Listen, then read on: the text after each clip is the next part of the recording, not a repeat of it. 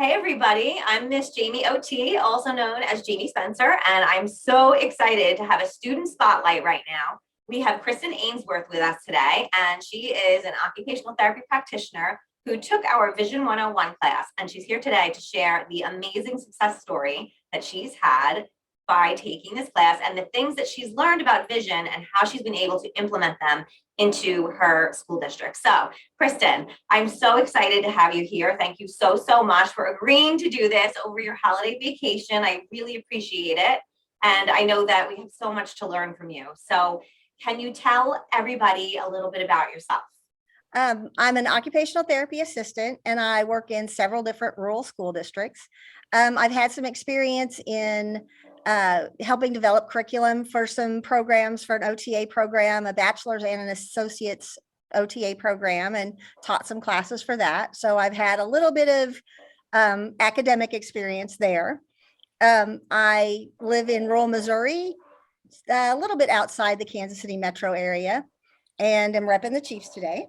I am passionate about trying to make sure that all the kids in school can access the things they need to make them successful in school, whether they are in special ed or not. So Yes. I'm trying really hard to create programs that reach across into those reg ed situations and help them develop the skills they need to be successful too. Which is amazing. I love it. It's so exciting.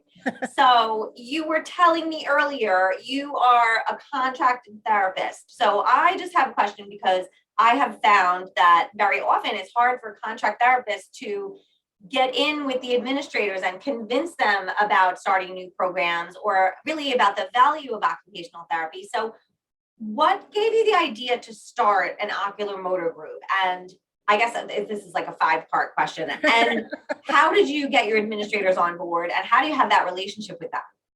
It's a lot. Well, so what gave you the idea to start the relationship part? The relationship part is the OTR that I originally contracted with had a contract with the school district I'm in for 20 years or so before she retired. Okay. And she brought me in the last couple of years, but she had established several different things within the school. She had started like a primitive reflex exercise program for kindergartners. Wow. And several other things that the district bought into. Which to me, it sounds to me like they're open-minded. Like, yes, very. They don't have this pigeonhole idea of what occupational therapy is, and being that you had those connections, you were able to influence that even more. Oh yes, and it helps to build those relationships. I think it is all based on those relationships, and being able to sit in the workroom with the teachers and listen to the things that they have going on and the problems that they're facing, and just kind of being that fly on the wall of, okay, how can OT help this? And then really being prepared to step out and advocate for the profession when there's an opportunity to. So I feel like it really is a good it's worthwhile eating lunch in the workroom with the teachers and just being around them to hear that. That's actually how I got this Ocularmotor group going. Okay. In the workroom one day, the Title I teacher was in there and she was discussing the fact that she had they were getting ready to start RTI in the next school year, and they were trying to process out how that would look. And I said, well, OT, a lot of reading fluency and reading comprehension issues come from not having great oculomotor skills. And so OT, since OT works on that so much, I just always had this vision of having a group for kids who are in reg ed classrooms that just can't read well because they have those oculomotor differences. And she, unbeknownst to me, was the one who was organizing it all. And she went to the principal and said, hey, you need to talk to the OT about this. And we sat down and had a meeting, and I brought in my research about the hierarchy of what eye movement, where eye movement is in that reading hierarchy, and how if they don't have that foundation, nothing's going to build on that. And then we talked about how the money would play a part and how that would look financially for the district. And we worked out a way that, well, at this point, it's really just costing them about 1.5 units or an hour and a half a week. Wow. Of extra time. I use that time to screen. I use that time to see kids. And on the 2 days a week that I'm not in the district, I have a para that assists me. and she's in here and leads the group those days. And so it really didn't cost the district as much as they thought it was going to cost when we started up. And so that's a lot of great outcome for not a lot of investment in it. I mean, it is magical. I'm so excited about it. So how many kids, so it's regular ed students because it's an RTI program. So RTI stands for Response to Intervention, for those of us who don't know. According to the Every Student Succeeds Act, occupational therapists are SISPs, Specialized Instructional Support Personnel. And we are supposed to be included as an equal member of the team, along with psychologists and social workers and teachers. We're all supposed to be equals in playing a part in what happens for all of the children in the school community. So historically, and still, unfortunately, it's very common that OTs only see the children who have IEPs, who are classified special education. And so according to Every Student Succeeds Act, which is also known as ESSA, we're supposed to be included in multi-tiered system supports, meaning programs that are put in place at the general ed level to help the children before they end up being classified as special education. Occupational therapy is supposed to be an integral part of that on the community level, but very often we're not. And that's what makes me so excited that you are able to start this group and other groups as well, it sounds like.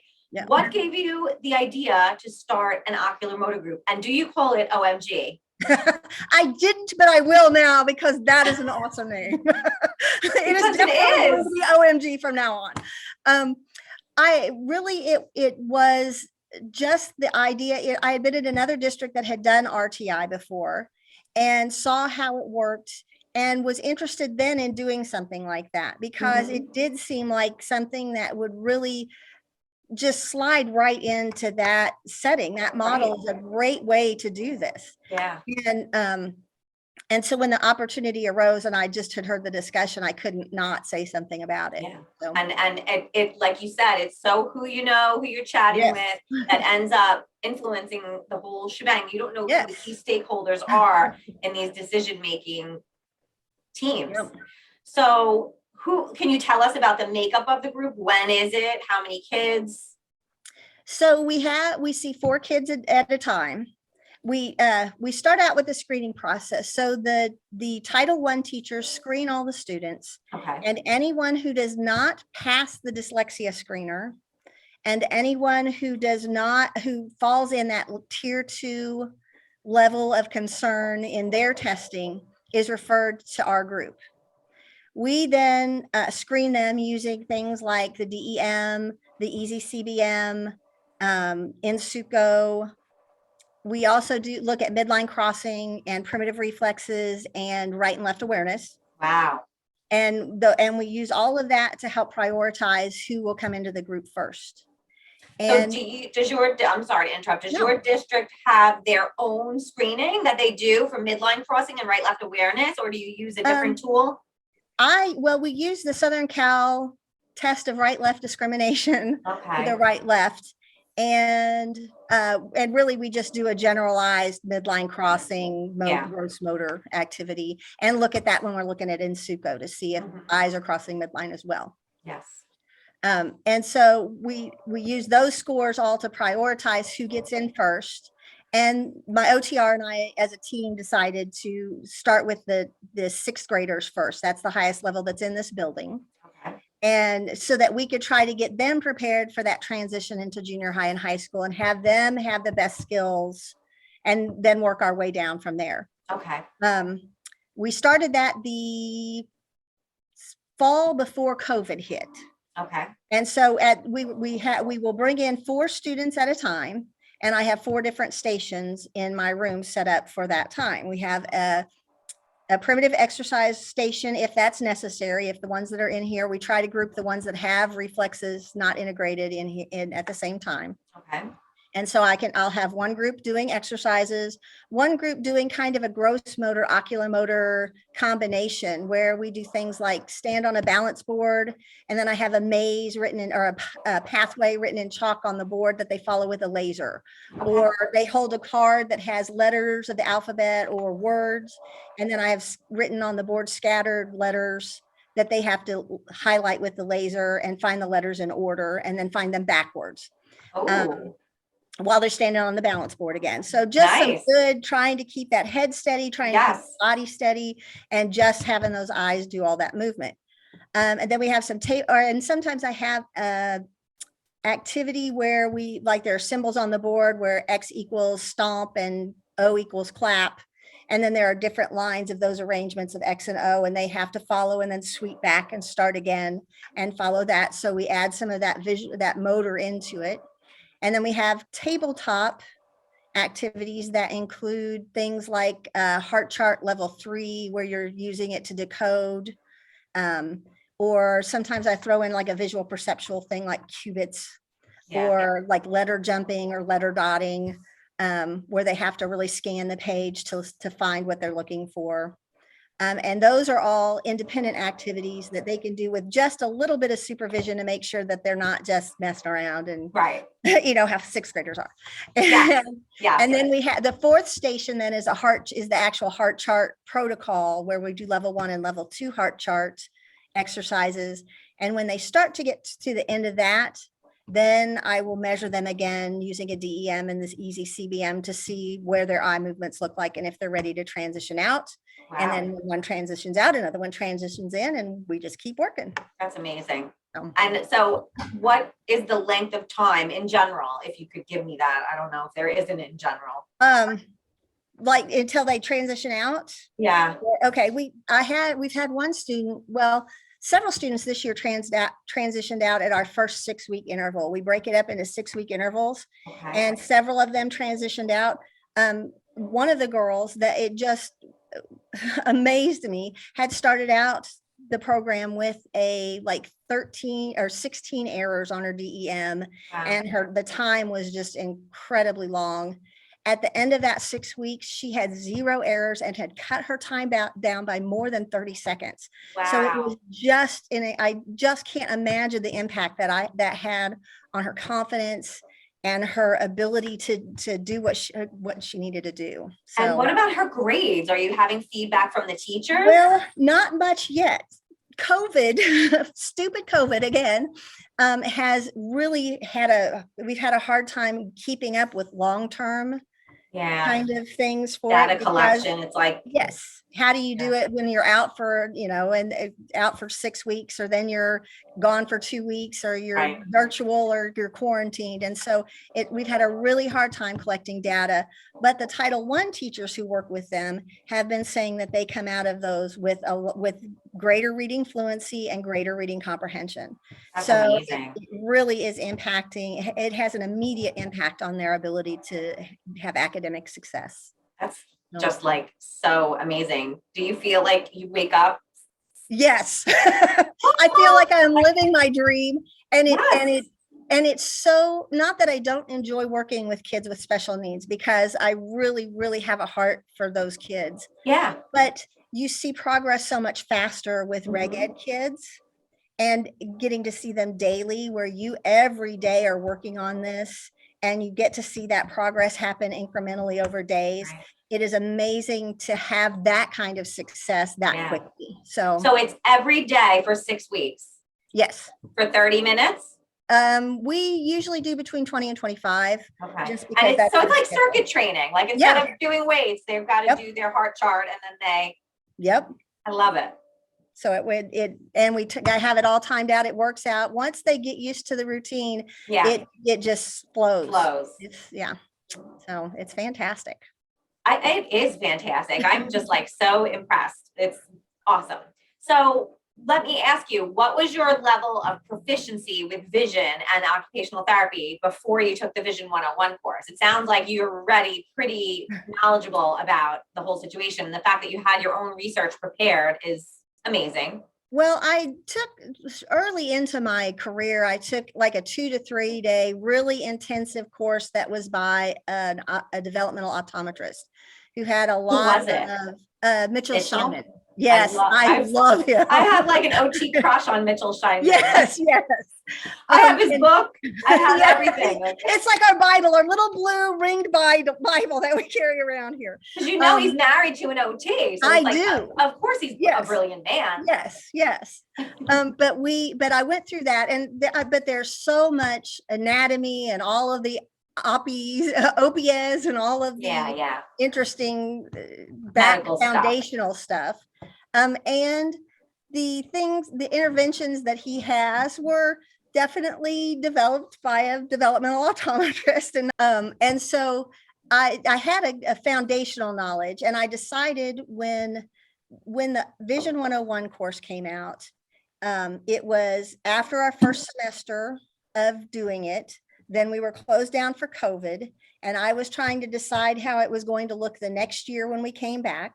Right. And so I thought, I'm going to take this course as a refresher, and I was really looking for great testing mechanisms, great outcome measures, great data collection ideas, and then some other fun, interesting intervention ideas. And so, and I really got all of that out of that. I mean, it was an excellent way to transition into the new year with it. So when you met with your principal, were they ready to go with it? Did you have to do a lot of convincing? Or it really wasn't a lot of convincing. I mean, like I said, I brought in some data that just talked about that hierarchy and convinced them that really you're not going to build on something on shaky ground. And if you can make that ground firmer, you're going to have a lot better results. And I made sure to explain to them that we're not going to make perfect readers through OT. We are not going to take care of the decoding problems. We're not going to take care of literacy issues.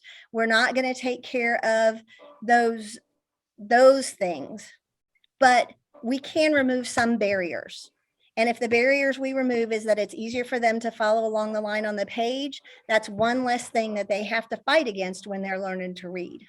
Absolutely. So, and like you said before, when you're working with the general ed kids, it's kind of like there aren't so many eyes on those kids. And it's like a gift when you find this one little hole that needs to be filled in and corrected. And then all of a sudden, that, like you said, that whole barrier is removed for them. And it's really amazing that you're able to provide that for these kids. Really. Well, and it's a wonderful feeling to know that when they leave here, they are going to be more successful than they were before. They're going to be more confident. They're going to be happier with school. It breaks my heart that kids hate school because they aren't good at the things they measure in school. Like, you can be the smartest kid in the world, but if you can't read, well, then you're dumb. And you go through your whole life feeling stupid, and that breaks my heart for those kids. And so it is good to know that I can help in some way, give them some kind of confidence to move forward. So maybe enjoy school a little bit. Yeah, I mean, it's just wonderful. So just to get back to the structure, you have 20 to 25 minutes every day, and you have a 6-week period of 6th graders, right? Yep. So is it only 6th graders right now? Right. Well, we have just moved into 5th graders this when we come back from Christmas break. Well, actually, I've got two. What? When you come back from Christmas break, you're starting a new cycle? Well, actually, 2 of them started after our last 6-week break. So we have 2 5th graders and 2 6th graders in right now. We've had 3 6th graders transition out. That's amazing. That's just amazing. Yeah. I just love it. So I want to do it in my school. Come visit me and see it, and then take it back to your school. I will. I want to. I mean, it's just so awesome. It's just like, I love your example of you're not going to build strong skills on a weak foundation. It just reminds me of a Jenga tower. Yes. With all these blocks missing. And it's like, you can't just keep piling stuff on to what these kids need to know. It's just, it doesn't work. Yes. And I think we're finding that even more after all of the COVID stuff, is that we have a lot more kids with a lot more missing pieces. And so I think programs like these are going to be so much more important moving forward, because somebody has to help them fill those gaps. Yeah, so definitely. So I've been realizing I had this like aha moment in the past couple of months about LinkedIn. So as a full-time school-based OT and a mom of a 2-year-old and someone who is an entrepreneur who owns my own company, there's no time, and it's like I'm busy trying to post on social media to do the things I need to do. So I've really been concentrating on Facebook and Instagram because I'm like, that's where I'm going to find my OTs and things like that. Yeah. But I'm realizing that to really influence change for that whole other advocacy piece that's so important to me, to really influence change, it's really got to happen on LinkedIn because that's the professional networking site. Yes. And I'm almost like all in. I'm like absorbing everything, learning all about LinkedIn right now. And I have a course that's going to be coming out soon to teach other OTs because I think that maybe that could be a way that we could showcase to the academics and all those people who are so into the academia what it is that we can do and how much we know, and that we're not just handwriting and we're not just sensory. And yes. I mean, I think that might be the place where we can actually influence change. And I just had this like, I've been missing it all this time. And yes. I'm all in for 2022. It's one of my big goals is to really get on LinkedIn and try to do some influencing there because your administrators were open-minded, but a lot of other administrators don't have those experiences and they just don't know, and they might have the wrong impression, or they might just feel that it's not as valuable as other programs might be. So well, and I really and I love that idea because I do think it's important to that's the way you're going to get the administration's attention is that if you are connected with them on LinkedIn, if you're connected with teachers on LinkedIn, then you have that opportunity they can kind of see those things. And still having those great personal relationships, and we have valuable things to add to the table. We definitely have valuable conversations to add. I love that. And so just having those conversations where we can bring in all of the wonderful things that we know and help build a better education system, that's how it's going to happen. I love it. That's like warming my heart right now. Good. I really do. So I'm just so grateful that you took the time out of your holiday break to meet with me and to talk about this because I was so excited when I saw your comments in our Vision Graduates group. I was like, I have to reach out to her and find out more because I would love for other OTs to be able to copy you and do this amazingness. I mean, it's just such a wonderful thing that you've been able to do for your school community. So I just wanted to say thank you so much. And I'm so excited to have my first student spotlight. Well, I appreciate it. I appreciate it so much. It really, it makes all the difference in the world for someone to say, hey, I think you're getting this right. Yes. Yes. It really does. It's a huge boost to just hear, hey, I think you might be onto something. I think and can we copy you, please? What? And can we copy you? Like, sure. Yeah, I mean, you're doing it right and it's working and it's benefiting the kids. And on top of that, you're also doing so much for our profession by showcasing what we can do and how much we know and the fact that we're magical. Yes. Well, and I love it. And that is a wonderful thing to do. I will continue to do that. Me too. I love it. Thank you so much, Kristin. This has been just a really awesome conversation. And I'm so happy that you took my course and that I got to network with you and find out all these amazing things that you're doing because it's just been an awesome experience. Well, thank you so much. I really appreciate it. And I appreciate your course. I appreciate you being there to help people. Really to push them in the right direction and keep things moving forward. It's a fantastic thing you're doing. Thank you so much.